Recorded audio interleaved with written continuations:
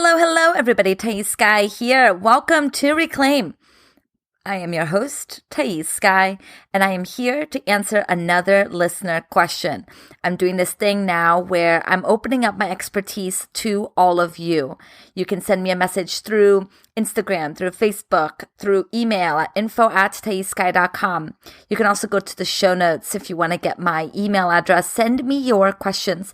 I'm getting a great list of listener questions that I'm really excited to continue to explore this season and next season of Reclaim. So if there's something plaguing your heart around spirituality, self-help, psychology, emotional pain, worthiness wound, did I say psychology, mental health, anything about living a better life, reclaiming the life that you've always wanted to live, I am here in your service. In your service, for your service, at your service. There we go. Pronouns for the win.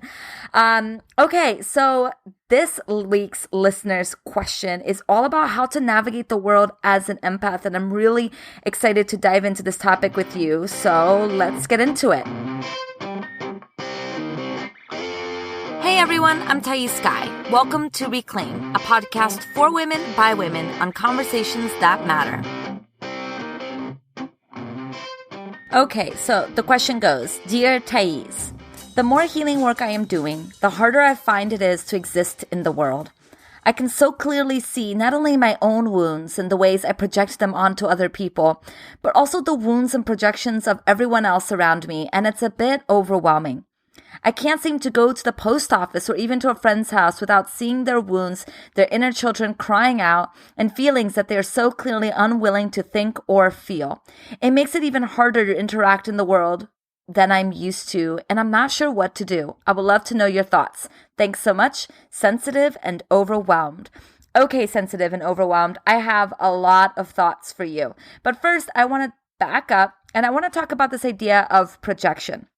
Because you mentioned it in your question, and I don't think everybody necessarily knows what it means to project or to have projections. So if you are familiar with the name Carl Jung, he is a psychotherapist, a psychologist who came up with this idea. Well, he didn't come up with it. He just conceptualized it for the Western world, this idea of the shadow self.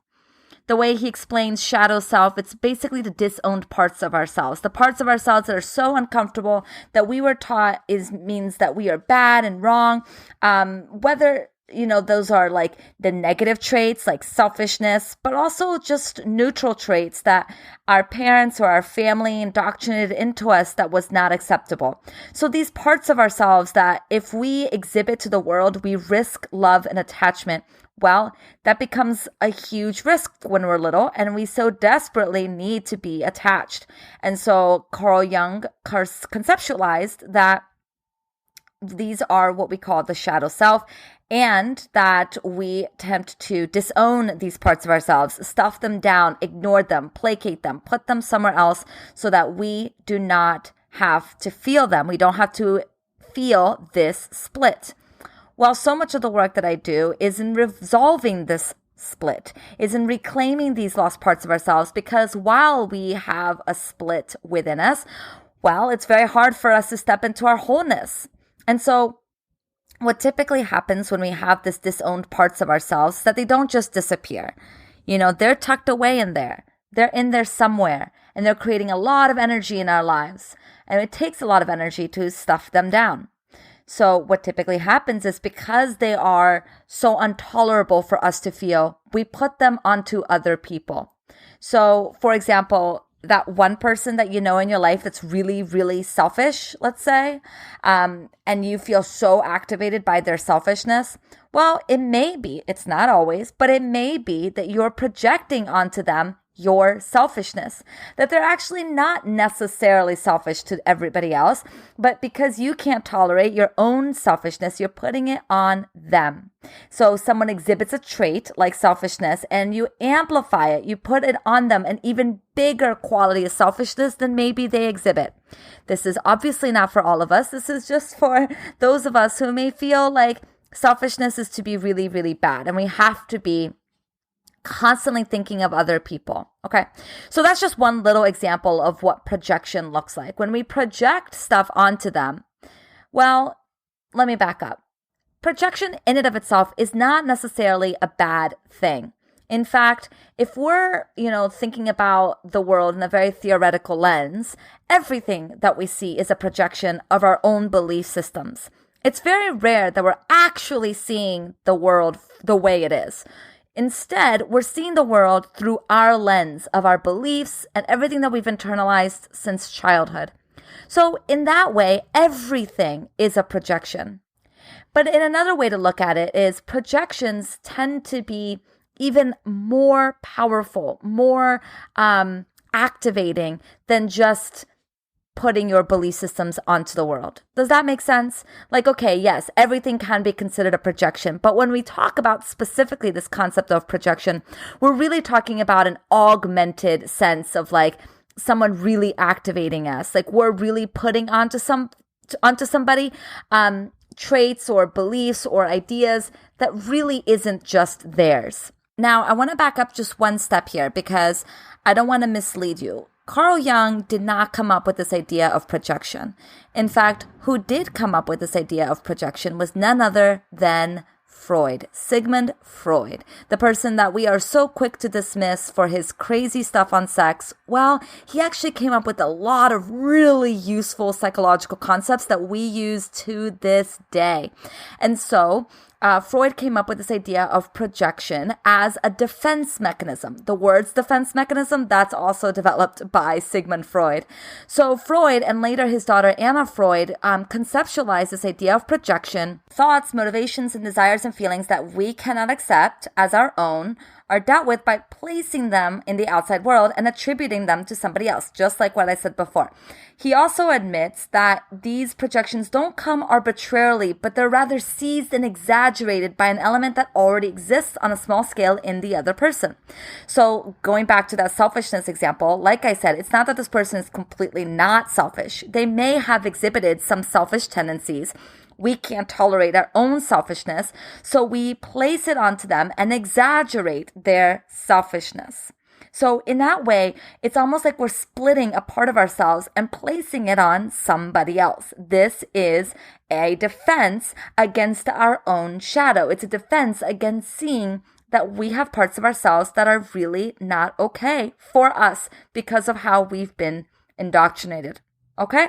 So projection is a concept that comes from Sigmund Freud. Just to recap, it is this idea of splitting off a part of ourselves and placing it onto somebody else because of our disowned parts of ourselves, or what Carl Jung, another psychotherapist, describes as the shadow self.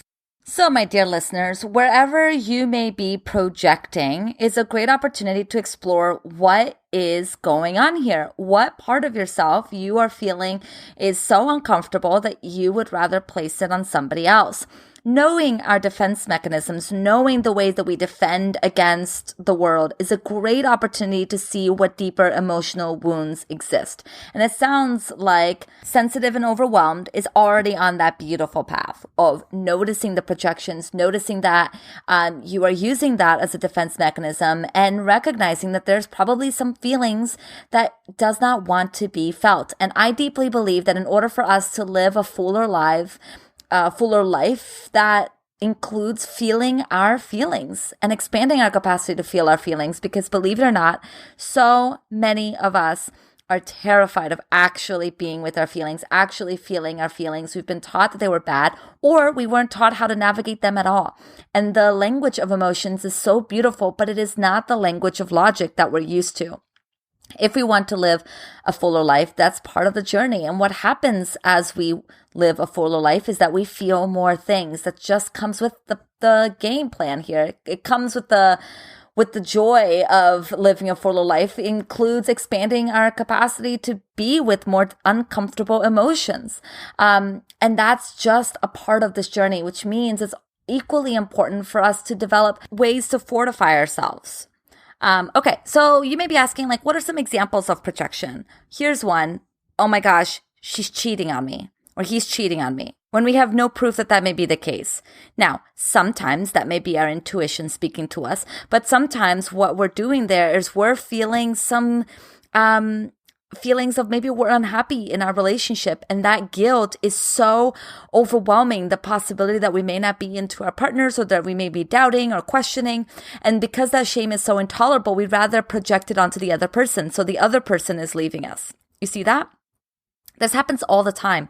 Oh, I don't know. I'm terrified of what he's going to think about me. Well, usually, yes, that is true. And what's happening is we feel so unhappy or not unhappy. We feel so much self-consciousness that we expect that other people are feeling that way towards us. And so we project onto them this sense that they're judging us because really we're judging ourselves.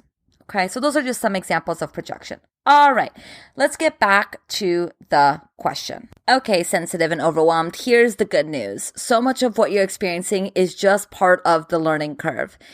As we are doing our own work, there is a moment where we see the imperfections of other people at a very visceral level, and we feel it at a very visceral level. It's kind of like when we're learning a skill. For me, it was learning how to teach yoga. As I was on the journey of teaching yoga, whenever I would take a class by another teacher, I would be so judgmental about how they're teaching it and if they're doing it right, and if they do it how I did it, or if they were doing something that felt really cool to me, then I saw it as a threat to my own teaching, right? So there's a lot of like this sense of competition and judging and measuring myself by other people.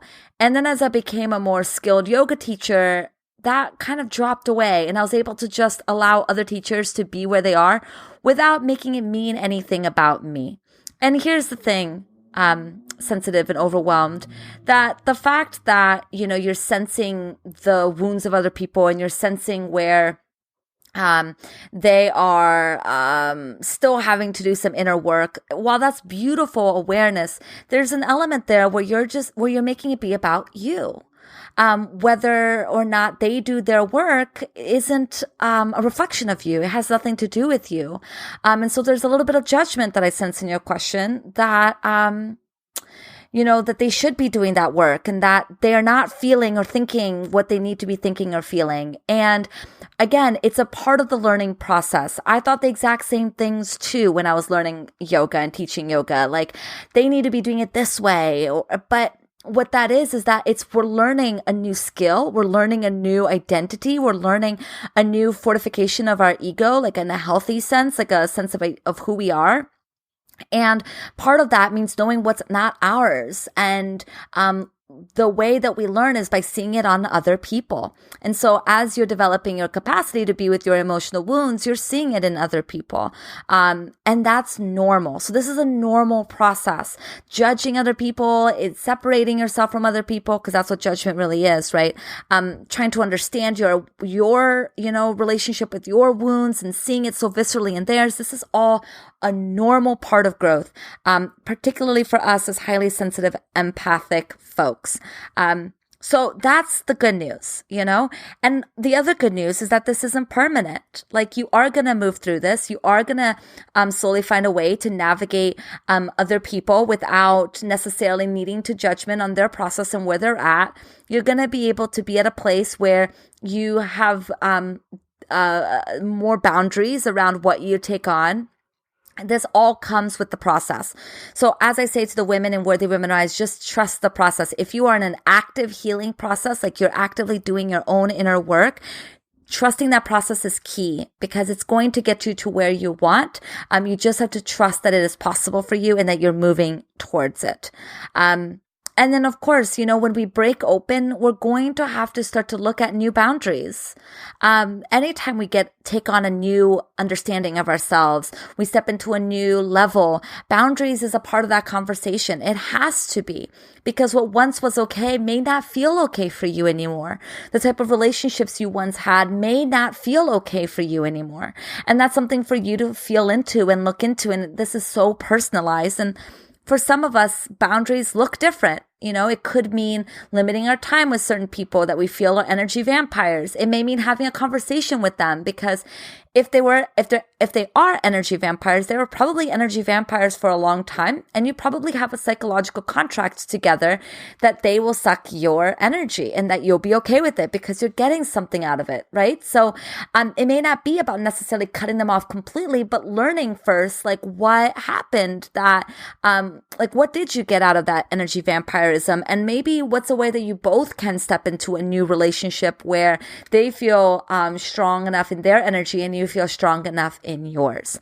Boundary conversation can get very complex. It's very individualized, and that's my only fear, I think, of doing these types of listener questions, is that what may be helpful for one person may actually be the exact opposite of what another person should do, But I trust that you know your journey, you know where you're at, and you'll take what lands and discard the rest. And then as I briefly mentioned before, we do want to be weary of when we look at if other people are owning their projections, right? Or owning their defense or doing the emotional work.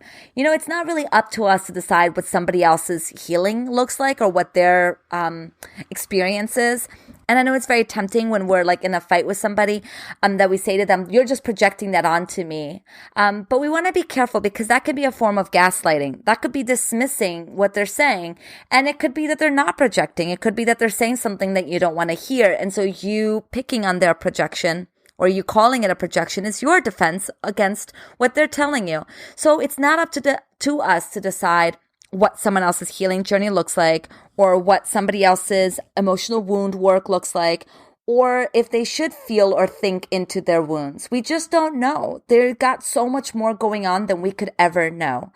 And so we want to be careful with that, and we want to be making sure that we're focusing on doing our work, focusing on noticing our projections, our wounds, and not necessarily naming somebody else's, unless they've opened us up and asked for our advice, right? Unless they open us up for consent and they said, yes, I don't know if this is a projection or not. Could you help me? And then by all means. It's very tempting to believe that just because we're going through a journey, everybody needs to go through the same journey. Do you hear me on that? Because that is so me. I'm like, oh, I'm into yoga. Everybody should be into yoga. If you're not into yoga, then you're clearly not living your best life here. Now that I'm in school and getting my master's in clinical psych, I'm like, oh my gosh, psychology is the best thing. Why isn't everybody obsessed with psychology? Everybody needs to be into this. And we just have to respect and honor that just because it's working for us doesn't mean it's for everybody. And something that I learned very early on in my healing journey is that we can't change people who come to us with a closed fist, right? So if they don't want to change, we can't force them to change, even if we can see clearly what they're doing. All we can do is focus on our own emotional journey. Let's focus on our own healing and trust that people will find theirs when they are ready.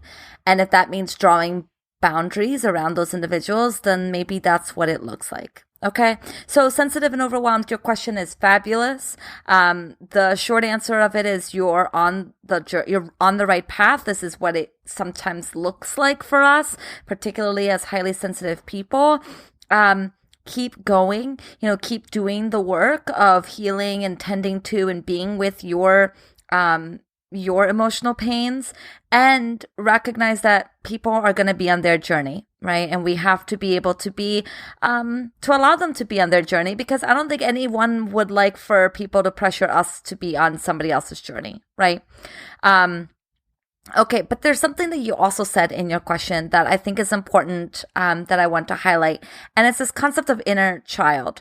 This is work that I do extensively in Worthy Women Rise and with my one-on-one coaching clients. And it's this idea of developing a new relationship with our little child. Okay, so first, a statistic. So about 95% of our programming, that's our beliefs about the world and how we see the world, is developed before the age of 7. So by the time we're 7 years old, we're pretty fortified in our understanding of the world. And then we pretty much spend the rest of our lives continuing to fortify our belief systems unless we actively change them. So as I've been doing my own healing work, I was introduced to this concept of the inner child work, where if the majority of our programming comes to us before the age of 7, that means if we can access that place within us, if we can access the 7-year-old or 6-year-old or 5-year-old within us and talk to her and develop a relationship with her, then we can start to heal the emotional wound that caused our little girl to develop these beliefs in the first place. So this isn't a cognitive approach to healing. It's an emotional experience of healing,